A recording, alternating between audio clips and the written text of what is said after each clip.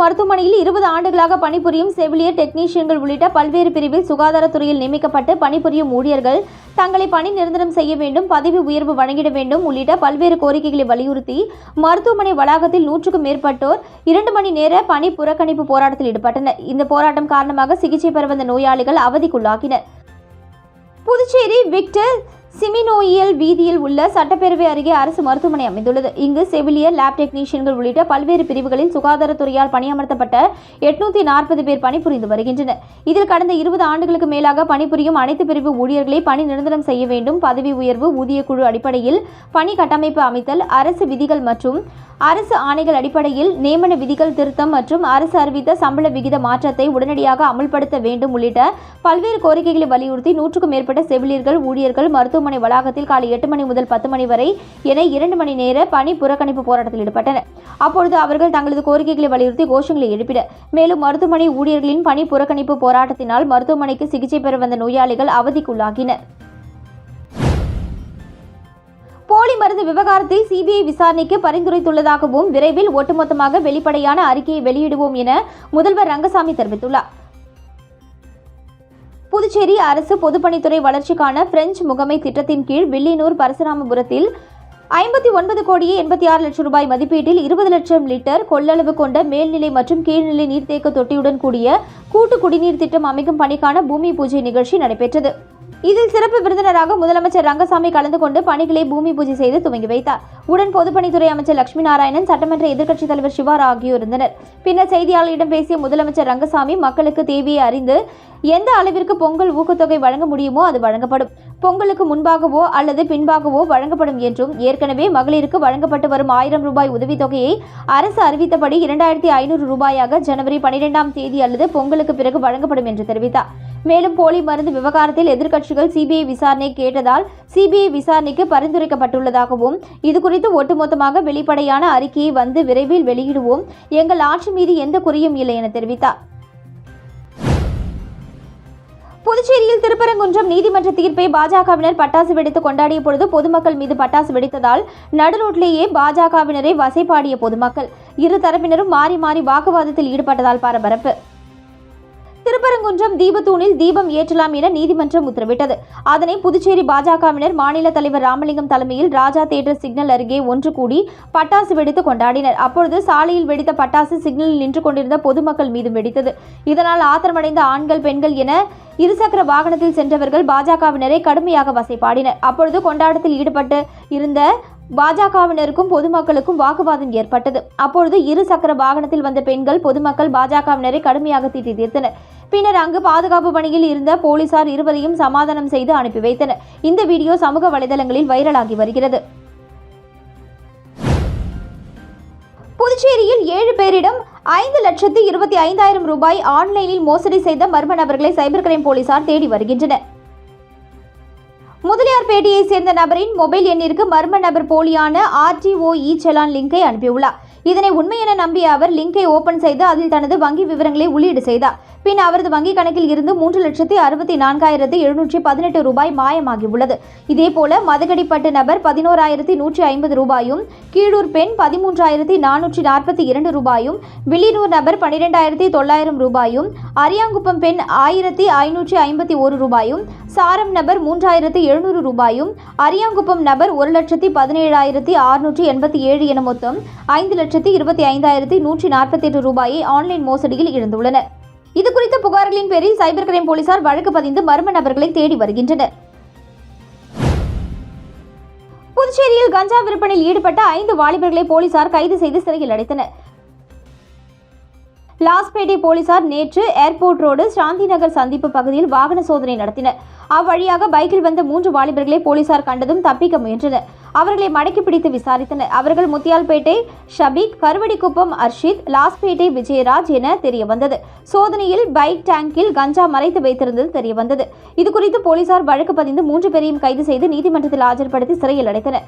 55,000 மதிப்புள்ள 650 கிராம் கஞ்சா, பைக், 12,300 ரூபாய் ரொக்கம் என மற்றும் 3 மொபைல் போன்களையும் பறிமுதல் செய்தனர். இதேபோல முருங்கப்பாக்கத்தில் கஞ்சா விற்பனையில் ஈடுபட்ட முதலியார்பேட்டை ஜான் பீட்டர், யோகேஷ் ஆகியோரை முதலியார்பேட்டை போலீசார் கைது செய்து சிறையில் அடைத்தனர். அவர்களிடமிருந்து 10,000 ரூபாய் மதிப்புள்ள 133 கிராம் கஞ்சா, 2 மொபைல் போன்கள் மற்றும் பைக்கை போலீசார் பறிமுதல் செய்தனர். புதுச்சேரி மூர்த்திக்குப்பம் மீனவ கிராமத்தில் ஏற்பட்ட கடல் அரிப்பால் 40 மீட்டர் தூரத்திற்கு கடல் நீர் உட்புகுந்துள்ளது. இதனால் படகு மற்றும் வலைகளை பாதுகாக்க முடியவில்லை என்று மீனவர்கள் வேதனை தெரிவித்துள்ளனர். புதுச்சேரி அடுத்த பாகூர் தொகுதிக்கு உட்பட்ட மூர்த்திக்குப்பம் கிராமத்தில் 500க்கும் மேற்பட்ட மீனவ குடும்பங்கள் வசித்து வருகின்றன. இங்குள்ள மீனவர்கள் சிறிய அளவிலான ஃபைபர் படகுகள் மூலமாக கடலுக்கு சென்று மீன்பிடி தொழிலில் ஈடுபட்டு வருகின்றனர். இந்த நிலையில் கடந்த சில நாட்களாக மூர்த்திக்குப்பம் கடற்கரையில் கடல் சீற்றத்துடன் காணப்பட்டு வருகிறது. இதனால் கடற்கரை பகுதியில் கடந்த 10 நாட்களில் மட்டும் சுமார் 40 மீட்டர் தூரத்திற்கு மண் அரிப்பு ஏற்பட்டு கடல் நீர் உட்புகுந்து வருகிறது. இந்த பகுதியில் உள்ள மீன் ஏலக்கூட கட்டிடம் முன்பாக அமைக்கப்பட்டிருந்த கான்கிரீட் தரைத்தளம் முழுவதும் கடல் அலையில் அடித்து செல்லப்பட்டு நீரில் மூழ்கியுள்ளது. இதன் காரணமாக கடந்த 10 நாட்களாக சரிவர மீன்பிடி தொழிலுக்கு செல்ல முடியாமல் மீனவர்கள் வாழ்வாதாரம் பாதிக்கப்பட்டுள்ளது. மூர்த்திக்குப்பம் ஒட்டியுள்ள பகுதியில் சிறிய துறைமுகம் அமைக்கும் பணி தொடங்கிய நிலையில் தற்பொழுது அந்த பணி முடிவு பெறவில்லை. அதனை சரி செய்தாலே தங்களுக்கு படகுகளை நிறுத்துவதற்கும் தங்களுடைய வாழ்வாதாரத்திற்கும் உறுதுணையாக இருக்கும் என மீனவர்கள் கோரிக்கை விடுத்துள்ளனர். காரைக்கால் அரசு பொது மருத்துவமனையில் மருத்துவர்கள் பற்றாக்குறையை கண்டித்து போராளிகள் குழு சார்பில் 200க்கும் மேற்பட்டோர் மருத்துவமனையை முற்றுகையிட்டு போராட்டத்தில் ஈடுபட்டனர். காரைக்கால் மாவட்டத்தில் உள்ள அரசு பொது மருத்துவமனையில் மருத்துவர்கள் பற்றாக்குறையை கண்டித்தும் அரசு மருத்துவமனையை மேம்படுத்த வேண்டும், காரைக்கால் அரசு மருத்துவமனை அவல நிலையை புதுச்சேரி முதலமைச்சர் ஆய்வு செய்ய வேண்டும் உள்ளிட்ட பல்வேறு கோரிக்கைகளை வலியுறுத்தி காரைக்கால் போராளிகள் குழு சார்பில் தலை கையில் காய கட்டுகளுடன் அரசு மருத்துவமனையை முற்றுகை செய்யும் போராட்டத்தில் ஈடுபட்டனர். அப்பொழுது காங்கிரஸ், திமுக உள்ளிட்ட பல்வேறு அரசியல் கட்சிகளைச் சேர்ந்த 200க்கும் மேற்பட்டோர் முக்கிய சாலைகள் வழியாக பேரணியாக சென்று மருத்துவமனையை முற்றுகையிட முயன்றனர். அப்பொழுது போலீசார் அவர்களை தடுத்து நிறுத்தினார்கள். மேலும் முற்றுகை போராட்டத்தில் ஈடுபட்டவர்கள் காரைக்கால் அரசு மருத்துவமனையை மேம்படுத்த வேண்டும் என வலியுறுத்தி கண்டன கோஷங்களை எழுப்பி ஆர்ப்பாட்டத்தில் ஈடுபட்டனர். அரசு பள்ளி மாணவர்களுக்கு வழங்க வேண்டிய புத்தக பை கல்வி ஆண்டு முடியும் தருவாயிலும் வழங்கப்படாமல் பள்ளி அறைகளில் பூட்டி வைத்து பாழாக்கப்பட்டு வருகிறது. கடந்த மார்ச் மாதம் நடந்த சட்டசபை கூட்டத்தொடரில் அரசு பள்ளி மாணவர்களுக்கு புத்தகப்பை, பெல்ட் மற்றும் ஷூ இந்த கல்வியாண்டில் வழங்கப்படும் என அறிவிக்கப்பட்டது. அதன்படி பள்ளி கல்வித்துறை சார்பில் LKG முதல் 5ஆம் வகுப்பு, 6, 8 வகுப்பு, 9 மற்றும் 10ஆம் வகுப்பு, +1 மற்றும் +2 என 4 வகையான புத்தக பைக்கான டெண்டர் ஜெம் போர்ட்டலில் வெளியிடப்பட்டுள்ளது. இந்த டெண்டரை 35 லட்சத்திற்கு எடுத்த நிறுவனம் அரசு நிர்ணயித்த காலக்கெடுவான ஜூன் மாதமே புத்தக பைகளை அந்தந்த பள்ளிகளுக்கு வழங்கியது. இந்த நிலையில் புத்தக பை தரமில்லை, அதன் தரத்தை பரிசோதிக்க வேண்டியுள்ளதால் மறு உத்தரவு வரும் வரை மாணவர்களுக்கு வழங்க வேண்டாம் என வாய்மொழியாக உத்தரவிடப்பட்டது. இதற்கிடையே புத்தகப்பை தரத்தை பரிசோதிக்க மத்திய தர கட்டுப்பாட்டு நிறுவனத்திற்கு அனுப்பி வைக்கப்பட்டது. அதில் அரசு டெண்டரில் குறிப்பிட்டுள்ள தரத்தில் புத்தகப்பை இருப்பதாக மத்திய தர கட்டுப்பாட்டு நிறுவனம் அறிக்கை அனுப்பியது.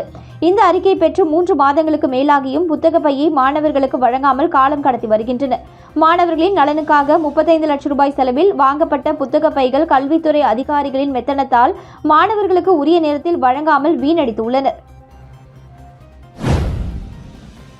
புதுச்சேரி விடுதலை சிறுத்தைகள் கட்சியில் புதியதாக பொறுப்பேற்றுள்ள நிர்வாகிகள் வில்லியனூர் பகுதியில் உள்ள புரட்சியாளர் அம்பேத்கரின் திருவுருவ சிலைக்கு மாலை அணிவித்து மரியாதை செலுத்தினர். விடுதலை சிறுத்தைகள் கட்சியின் தலைவர் திருமாவளவன் அறிவிப்பின்படி புதுச்சேரி மாநில முதன்மை செயலாளர் அரிமா தமிழன், அமைப்பு செயலாளர்கள் தமிழ்மாறன் மற்றும் ஆதவன் ஆகியோருக்கு புதியதாக பொறுப்பு வழங்கப்பட்டது. இதனைத் தொடர்ந்து வில்லியனூர் தொகுதி செயலாளர் தமிழ்வளவன் தலைமையில் புதிதாக பொறுப்பேற்றுள்ள 3 நிர்வாகிகளை கௌரவிக்கும் விதமாக நிகழ்ச்சிகள் ஏற்பாடு செய்யப்பட்டிருந்தது. இதில் முக்கிய நிகழ்வாக வில்லியனூர் தொகுதியில் அமைந்துள்ள வில்லியனூர், உத்தரவாகினிப்பேட், பெரியபேட் ஆகிய பகுதிகளில் உள்ள புரட்சியாளர் அம்பேத்கரின் திருவுருவ சிலைக்கு முன்னாள் முதன்மை செயலாளர் தேவபொழிலின் முன்னிலையில் மாலை அணிவித்து மலர் தூவி மரியாதை செலுத்தி தொடர்ந்து டாக்டர் அம்பேத்கரின் புகழை பற்றியும் விடுதலை சிறுத்தைகள் கட்சியின் தலைவர் திருமாவளவனின் அயராத உழைப்பை பற்றியும் கோஷங்களை எழுப்பினர். இதில் விடுதலை சிறுத்தைகள் கட்சியை சார்ந்த நிர்வாகிகள் மற்றும் தொண்டர்கள் திரளாக கலந்து கொண்டனர். சிங்கப்பூரில் கேசினோ லாட்டரி சீட்டு இருப்பது போல் புதுச்சேரியில் ஜோஸ் சார்லஸ் கொண்டு வரப்போகிறாரா என வைத்திலிங்கம் MP கேள்வி எழுப்பியுள்ளார். காங்கிரஸ் தலைமை அலுவலகத்தில் செய்தியாளர்களை சந்தித்த மாநில தலைவர் வைத்திலிங்கம் MP, புதுச்சேரியில் ஜனவரி 21ஆம் தேதி முதல் 15 நாட்களுக்கு நடைபயணத்தை காங்கிரஸ் நடத்துகிறது. ரங்கசாமியையும் நமச்சிவாயத்தையும் எதிர்த்து வேட்பாளரை ஜோஸ் சார்லஸ் நிறுத்த உள்ளாரா என்பதை சொல்ல வேண்டும். சிங்கப்பூரில் கேசினோ லாட்டரி சீட்டு இருப்பது போல் இங்கு ஜோஸ் சார்லஸ் கொண்டு வரப்போகிறாரா? அமைச்சர் ஜான்குமார் லாட்டரி விற்றார், பின் ஒரு தொகுதியை பிடித்தார். அந்த தொகுதியை லாட்டரி சீட்டு முதலாளிகளிடம் ஜான்குமார் விற்கிறார். புதுச்சேரியை ஜோஸ் சார்லஸ் விற்று விடுவார். காங்கிரஸ் உத்தரவிட்டால் அமைச்சர் நமச்சிவாயம் நிற்கும் மண்ணாடிப்பட்டு தொகுதியில் போட்டியிடுவேன் என்றார். முன்னாள் முதல்வர் நாராயணசாமி கூறுகையில், வரும் தேர்தலில் கட்சி தலைமை என்ன சொல்கிறதோ அதில் அந்த தொகுதியில் போட்டியிடுவேன் என்றார். 50% இளைஞர்களுக்கும் 50% அனுபவம் மிக்கவர்களுக்கும் வாய்ப்பு இம்முறை தரப்படும். ஜோஸ் சார்லஸ் பாஜக பி டீம் போலி மருந்து வழக்கில் 26 பேர் குற்றம் சாட்டப்பட்டிருந்தனர். அதில் 24 பேராக மாற்றி உள்ளனர். சிபிஐயிடம் கோப்பு ஒப்படைக்கும் முன் 20 பெயரை எடுத்துவிட்டனர். அவர்கள் பெயரை விரைவில் தெரிவிப்பேன். எனக்கு செலக்டிவ் அம்னிஷியா இருப்பதாக கூறும் நமச்சிவாயம் ஒரு கோமாளி என்றார். இலங்கை கடற்படை கைது செய்த புதுச்சேரி தமிழக மீனவர்கள் 11 பேரையும் விடுவிக்க நடவடிக்கை எடுக்குமாறு மத்திய வெளியுறவுத்துறை அமைச்சர் ஜெய்சங்கருக்கு முதல்வர் ரங்கசாமி கோரிக்கை விடுத்துள்ளார். இது தொடர்பாக அவர் அனுப்பியுள்ள கடிதத்தில், காரைக்கால் பகுதியைச் சேர்ந்த 10 மீனவர்கள், தமிழக பகுதியைச் சேர்ந்த ஒரு மீனவர் உட்பட 11 பேர் கோடியக்கரை அருகே விசைப்படகில் மீன்பிடித்துக் கொண்டிருந்த பொழுது இலங்கை கடற்படை ஜனவரி 1ஆம் தேதி கைது செய்து சிறையில் அடைத்ததுடன் விசைப்படகையும் பறிமுதல் செய்துள்ளது.